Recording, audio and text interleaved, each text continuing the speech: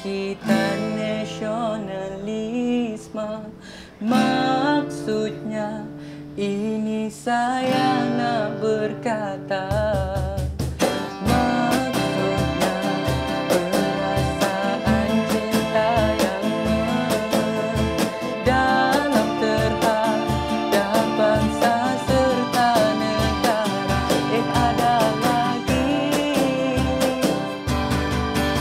semangat kebangsaan untuk menentang jajahan serta membela negara.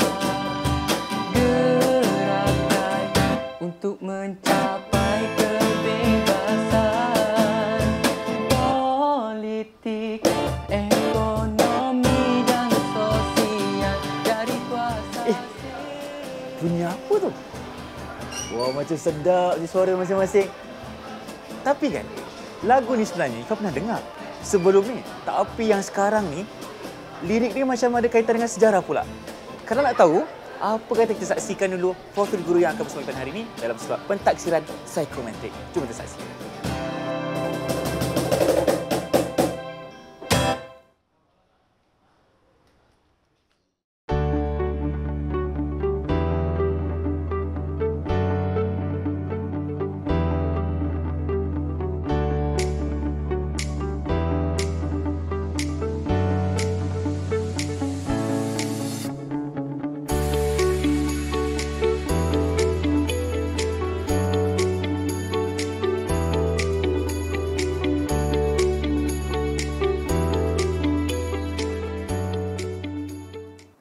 Hai semua, Assalamualaikum, salam sejahtera. Anda bersama saya Irfan Syahmi di saluran Didik TV KPM untuk slot pentaksiran psikometrik. Dan apa yang menariknya, hari ini bukan Irfan berada di studio Didik TV, tetapi kita berada di SMK Pandan Jaya, Ampang, Selangor. Dan kalau kita melihat tadi ada profil gurunya di sebelah ni. Ya, kita persilakan Cikgu Elmi. Assalamualaikum Cikgu, apa khabar? Waalaikumsalam. Alhamdulillah, sihat. Alhamdulillah. Terima kasih kerana sudi bersama Irfan hari ini untuk pentaksiran psikometrik. Dan kalau kita nampak tadi Cikgu, ada persembahan daripada murid-murid. Ada satu persembahan muzik dan ada lagunya, ada alatan muziknya. Jadi apa kaitan topik kita dengan gimmick sebentar tadi? Seronok tak dengar? Seronok Cikgu. Irfan rasa asyik di awal-awal kan? Itulah kelebihan yang ada pada anak murid saya, di mana dia mempunyai kecerdasan muzik. Iaitu dia boleh mengubah lirik lagu kepada subjek yang dia nak hafal. Sambil nyanyi, dia boleh main alat muzik untuk dia menghafal sesuatu topik. Maksudnya di situ Cikgu, kita mencungkil bakat kreatif mereka yang dihasilkan melalui gabungan muzik. Okey, untuk hari ini sebenarnya kita akan sama-sama mendalami tentang inventory kecerdasan pelbagai muzik. Jadi sebagai mukadimahnya, mungkin ada yang kurang mengerti tentang apa itu kecerdasan muzik. Silakan. Okey, sebenarnya kalau mengikut pengasas teori kecerdasan pelbagai ini, iaitu Howard Gardner, dia mengatakan setiap manusia mempunyai kecerdasan yang berbeza-beza. Okey, kemudian ada yang mempunyai satu je kecerdasan, ada yang mempunyai lebih daripada satu kecerdasan. Okey, contohnya ada murid yang kecerdasan dia dekat logical matematik. Logical matematik, So dia suka mungkin nombor. Dia suka nombor. Ada setengah pelajar pula, dia akan ada contohnya dia linguistik, bahasa. Bahasa dia dikaitkan, dia ada juga dengan muzik. So maksudnya dekat sini sekarang ni dia ada gabungan dua kecerdasan. Itulah keunikan seseorang murid tersebut. Okey, sebenarnya tak ada kecerdasan yang lebih baik daripada kecerdasan yang lain. Okey, setiap orang mempunyai 9 kecerdasan tu, tetapi tahap je yang berbeza-beza untuk setiap orang tu. Maksudnya Cikgu, setiap orang itu akan ada kecerdasan yang mungkin lebih menonjol berbanding kecerdasan yang berbeza-beza. Okey, itu dari segi maksud kecerdasan muzik Cikgu. Maksudnya di sini murid itu mempunyai minat dan kecenderungan untuk lebih mendalam dalam bidang muzik. Jadi kita nak lihat pula dari segi ciri-ciri. Siapa sebenarnya yang mempunyai personaliti kecerdasan muzik ini? Okey, biasanya murid yang mempunyai kecerdasan muzik ni, dia gemar, dia mendeklarasikan muzik, kemudian dia akan meluahkan perasaan melalui muzik. Contohnya dia tengah stres, dia nak healing, dia gunakan muzik-muzik sebagai terapi untuk dia pengurusan stres. Okey, kemudian dia juga boleh mengesan bunyi tanpa lisan. Dia boleh mengesan bunyi, irama contohnya yang tidak semestinya berhasil daripada suara manusia, mungkin daripada haiwan, bunyi burung, apa-apa diduga bunyi di sekeliling mereka. Okey, dia juga sensitif pada bunyi dan suara. Contohnya kan, ada murid dia boleh detect, tapak kasut kaki guru disiplin dah sampai. Cikgu disiplin. Dia dapat kena pasti. Dia peka Dia pada bunyi. sensitif. Okey, ataupun kat rumah dia tengah main-main tiba-tiba dia dengar bunyi motor ayah dia. Ayah dah balik, ayah dah balik. Lari. Kemar, ayah dah balik. Okey. Kemudian dia juga sensitif, dia pandai bermain alat muzik, dia boleh menghafal lirik dengan baik, dia boleh mengubah rentak ataupun tempo muzik. Contohnya daripada lagu yang happy, dia boleh ubah tiba-tiba lagu tu menjadi tempo yang sedih Lagu contohnya. sedih. Okey, lagu yang rancak tiba-tiba jadi lagu yang perlahan, ada emosinya. Contoh macam tadi yang kita tengok kan, anak murid saya pandai. Ada yang pandai main keyboard, Betul. ada yang pandai main gitar. So itulah antara contoh kecerdasan muzik, iaitu dia boleh bermain alat muzik. Okey. Kita juga ada yang murid yang boleh menghafal, mengenali bentuk muzik tu. Contohnya yang dalam gimmick tadi itu kan, dia dah dia yang tentukan not untuk dia main tu. Dia tahu dah crochet yang mana, dia nak kan? guna D ke A ke G ke, semua dia guna sendiri. Dia orang yang plan macam mana nak main muzik itu. Okey. Dia juga boleh mengubah kata-kata menjadi lagu. Contohnya dia tengok kawan dia tak ada semangat untuk exam kan. Okey. So dia nyanyilah lagu Jika Kau Fikirkan Kau Boleh. Untuk bagi semangat kepada kawan dia. Maksudnya dia ubah kata-kata tu dalam bentuk lagu. Okey. Satu lagi, dia boleh mencipta alat muzik. Tahu tak, ada satu kumpulan kumpulan Muzirat, iaitu kumpulan pemuzik daripada rakyat Kelantan. Dia mencipta alat muzik daripada perkakas dapur. Perkakas dapur, Ya, tempayan lah, periuk-periuk lama lah. Selipar pun dia guna. Buat alat muzik. Buat alat muzik, periuk, baldi semua dia guna. Betapa kreatifnya. Kreatifnya murid-murid dia tu. boleh menghasilkan bunyi yang sama seperti alat muzik yang moden yang ada sekarang. Okey. Dan dia pernah mendapat bayaran sebanyak 10K dalam satu persembahan. 10K, 10,000 satu persembahan. Ya, sebabkan kekreativitian Saya dia pun tu. naklah kalau macam tu, cikgu. Dia guna periuk, dia guna semua Selipar semua dia dapur, guna. ya. Tapi boleh mencipta satu Menghasil alat lagu muzik. macam main alat muzik yang Yang normal biasa. biasa tu. Okey. Dia boleh menyanyi, boleh menggunakan kosakata musikal. Kemudian dia peka pada ritma, ketukan dan melodi. Contohnya macam lagu yang tadi kan. Okey, lagu tadi. Perasan tak, dia ada satu part dia senyap sekejap. Okey. Lepas tu dia main muzik balik. Baik. Itu maknanya dia peka, dia tahu bila masa nak perlu berhenti seketika dalam muzik tu. Bila nak sambung balik. Bila nak sambung balik. Macam tu. Baik, itu dari segi ciri-ciri personality orang yang mempunyai kecerdasan muzik, termasuklah murid-murid cikgu yang hebat-hebat tadi. Okey. Ifan tahu tak siapa antara tokoh-tokoh yang mempunyai personality muzik tu? Senang sangat soalan cikgu. Okey, jawapan saya adalah Datuk Seri Siti Nurhaliza. Tahu lagu Cindai, cikgu? Cuba cikgu nyanyi sikit. Tak boleh. Tak hujan tiba-tiba kan? Okey. Baik, itu bagi saya.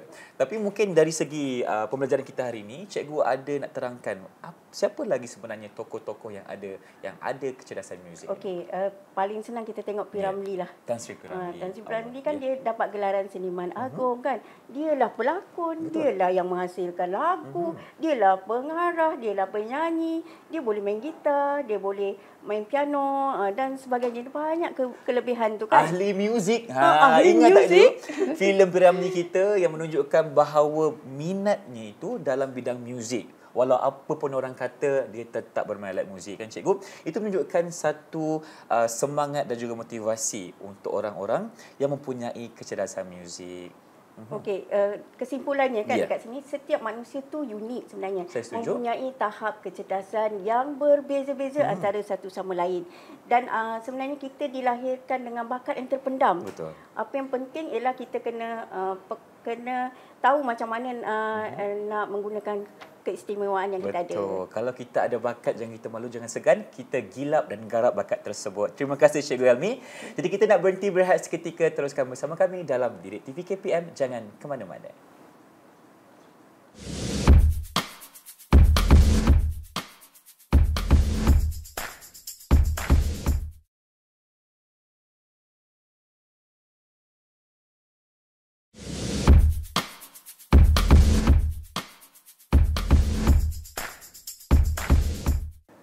Kembali menyaksikan pentaksiran psikometrik Didik TV KPM bersama saya Irfan Syahmi dan juga Cikgu Elmi di sini. Baik Cikgu, setiap orang pasti akan ada gaya belajar sendiri. Macam saya dulu, mungkin saya lebih suka belajar dalam kumpulan. Tapi untuk murid-murid yang ada kecenderungan dalam bidang muzik ni, bagaimana cara terbaik untuk mereka belajar untuk dapatkan keputusan yang cemerlang? Bagaimana? Okey, biasanya yang sesuai, gaya belajar yang sesuai dengan mereka adalah contohnya dia boleh rakam semasa dia membaca. Contohnya tadi, waktu pagi dia dah belajar subjek sejarah contohnya. So petang dia nak membaca, buat ulang kaji, dia rakam dulu siap-siap untuk dia gunakan semasa dia nak study, masa nak exam nanti. Cikgu, rakam tu maksudnya rakam video ke ataupun suara? Boleh rakam video, boleh rakam suara saja, voice tu pun boleh. As long as nanti bila nak exam dia gunakan untuk dia mendengar. Sebab kelebihan dia dia peka pada bunyi kan. Betul. Dia nak mendengar. So dia rakam apa yang dia tengah baca tu. Kalau dia dengar tu mungkin dia akan lebih mengingati dengan ya, baik. Betul. Cikgu, Sebab kelebihan dia di telinga. Okey. Kemudian dia boleh membaca dengan kuat. Cuba baca dengan kuat. Cuba baca dengan kuat. Cikgu nak saya baca apa? Saya cuba. Rukun negara ke? Rukun negara. Okey, boleh saya baca Kepercayaan kepada Tuhan, kesetiaan kepada tu tak cukup kuat tu. Tak cukup kuat. Kena power sikit. Kena kuat lagi. Semangat sikit. Okey, cikgu belanjalah sikit. Belanja. Macam mana? Kepercayaan kepada Tuhan. So dia dengar. Bila dia dengar sebutan tu, dia dengar, itu kan kepekaan dia. So dia mudah ingat apa yang dia dengar. Saya cuba lagi sekali cikgu. Kepercayaan kepada Tuhan. Dia kena kuat sampai dia betul-betul dengar. Okey. Kemudian dia boleh je belajar melalui YouTube.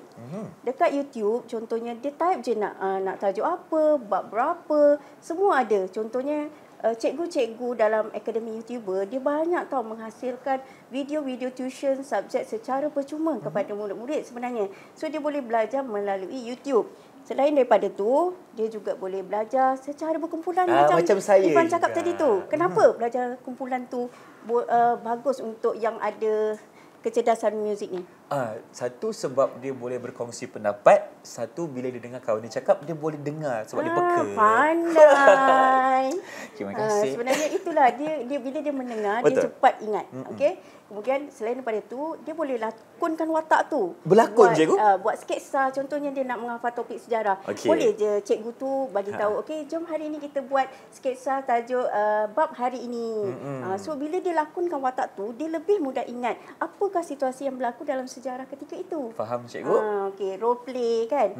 Okey. Selain daripada itu, dia boleh guna aplikasi akademi YouTuber. Sama je macam YouTube, dia dalam tu ada banyak video-video yang pembelajaran. Cakap je nak topik apa, bab berapa, subjek apa, semua ada dalam aplikasi tu. Boleh kita download je daripada Google Play. Okey, di situ maksudnya murid-murid ini yang ada kecerdasan muzik ni boleh menggunakan aplikasi tersebut dan mendapat maklumat di hujung jari cikgu. Senang. Itulah salah satu daripada cara gaya belajar untuk kecerdasan muzik. Okey. Betul.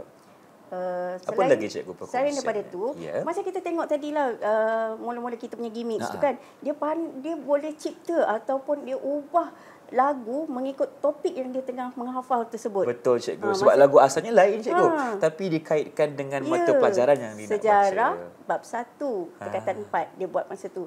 So dia ubah lirik lagu tu kepada topik yang sedang dia nak hafal. Ataupun dia boleh je menghafal sambil menari.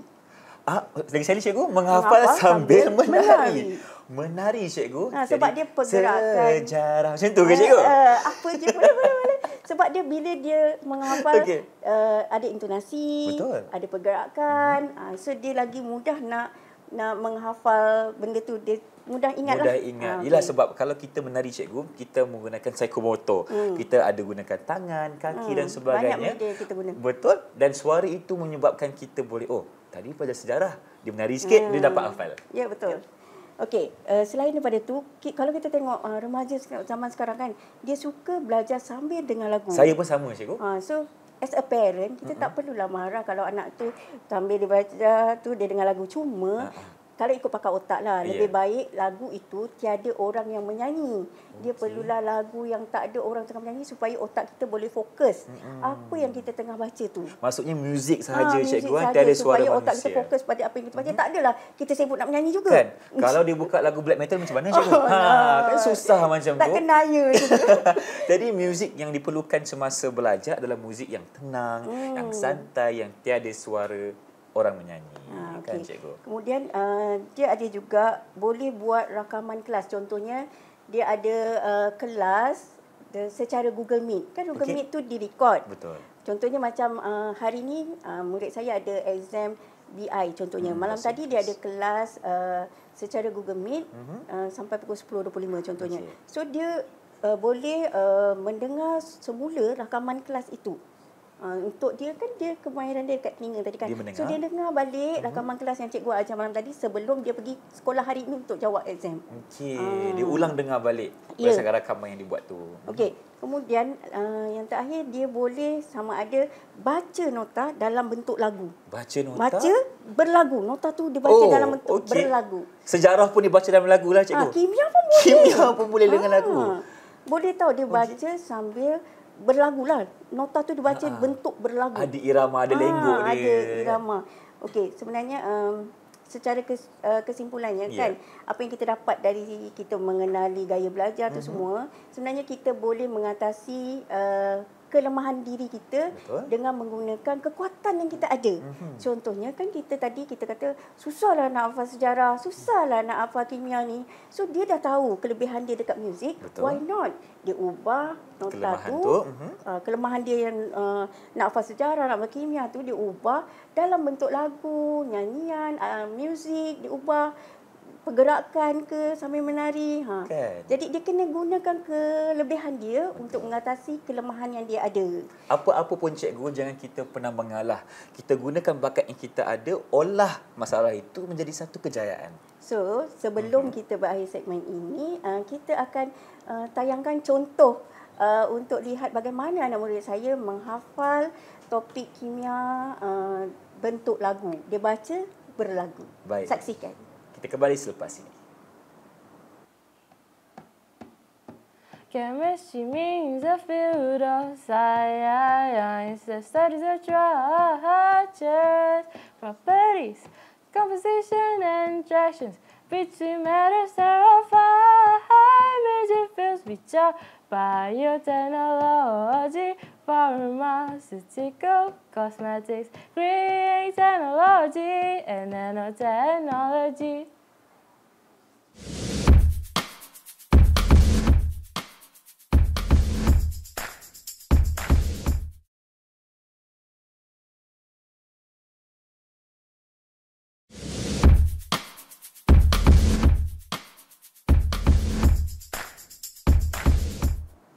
Inilah dia pentaksiran psikometrik Didik TV KPM bersama saya Irfan Syahmi dan juga Cikgu Elmi dari SMK Padang Jaya. Okey, kita sedang membicarakan tentang kecerdasan muzik.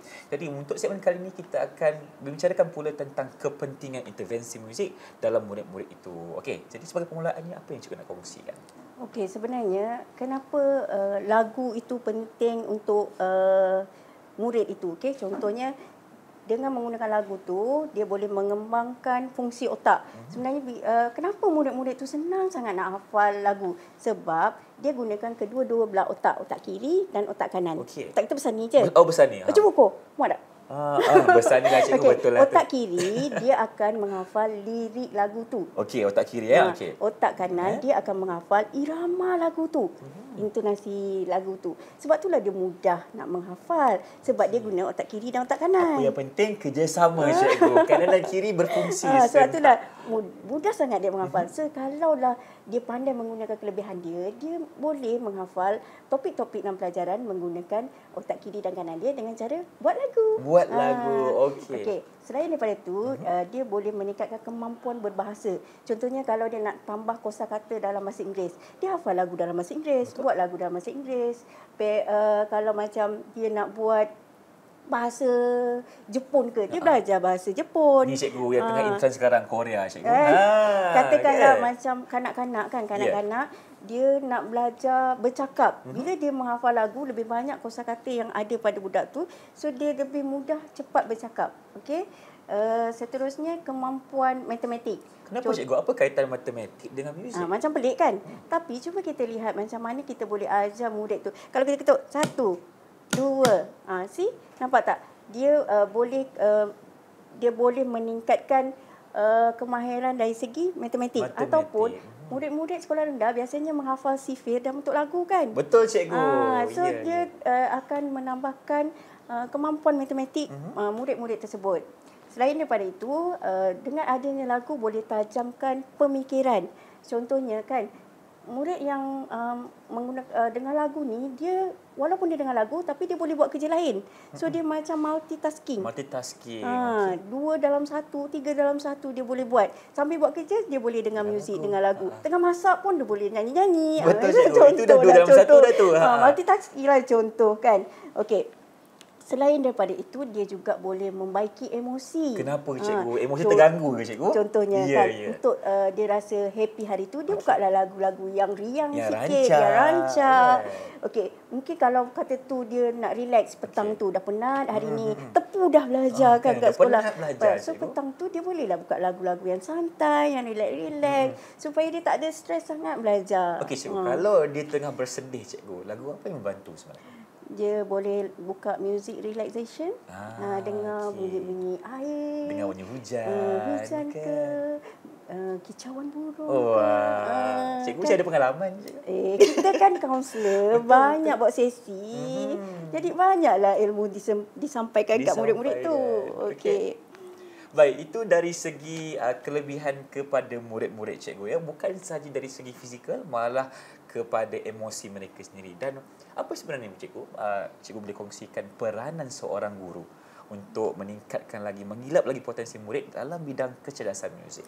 Okey, kalaulah cikgu tu dia mula-mula dia dapat kenal pasti apakah bentuk kecerdasan murid tu. Kalaulah dia dah tahu kecerdasan murid tu adalah kecerdasan muzik, okey, cikgu tu boleh congkil bakat murid tersebut dengan cara, okey, dia bagi tugasan kat murid tu, katakanlah, Ali, tolong buatkan lagu untuk hafal topik ni.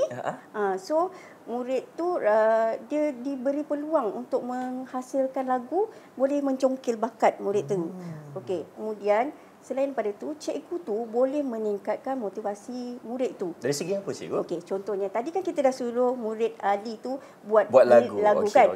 Apa agaknya rasa budak tu bila cikgu suruh dia buatkan lagu tu? Dia rasa bangga cikgu. Yes, dia rasa dirinya dihargai. Betul. Berfungsi untuk kelas tu. Dia akan ajar kawan-kawan. So dia akan meningkatkan motivasi budak tu walaupun dia lemah dalam pelajaran tu, tapi dia ada kebolehan mengubah menjadi lagu. Itu dia rasa diri dia berperanan dalam kelas tu. Dia bermotivasi untuk belajar subjek tu. Terasa disayangi dan dihargai. Dimiliki.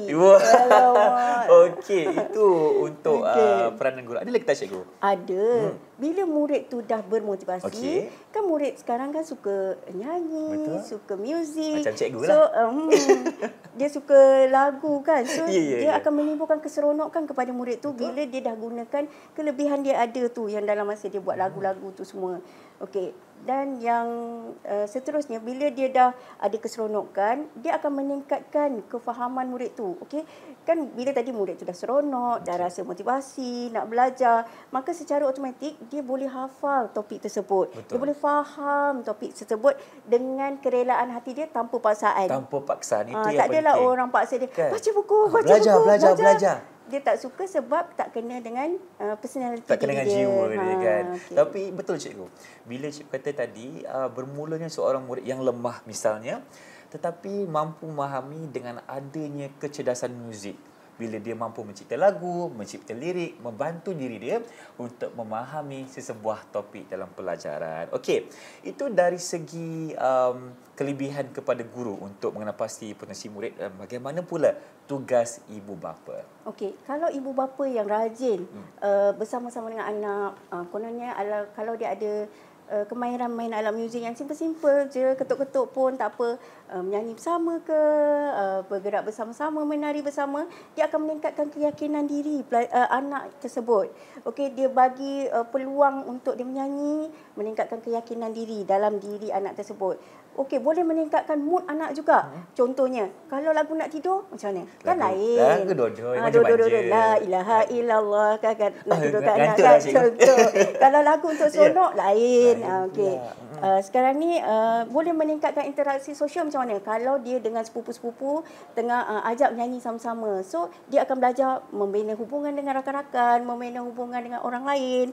Kemudian boleh juga meningkatkan kerjasama. Kalau dia share alat muzik, so tahu giliran bila nak guna, tu meningkatkan kerjasama. Kemudian boleh sampaikan pesanan yang positif. Contohnya lagu-lagu yang memberi nasihat, lagu-lagu yang memberi pengajaran kepada anak-anak. Ya, itu antara tugas ibu bapa untuk mencukil bakat anak-anak dalam bidang kecerdasan muzik. Dan cikgu, rasanya kan, mungkin cikgu boleh kongsikan kepada kita tentang contoh-contoh lagu yang cikgu boleh kongsikan berkenaan dengan topik kita hari ini. Ada ke cikgu?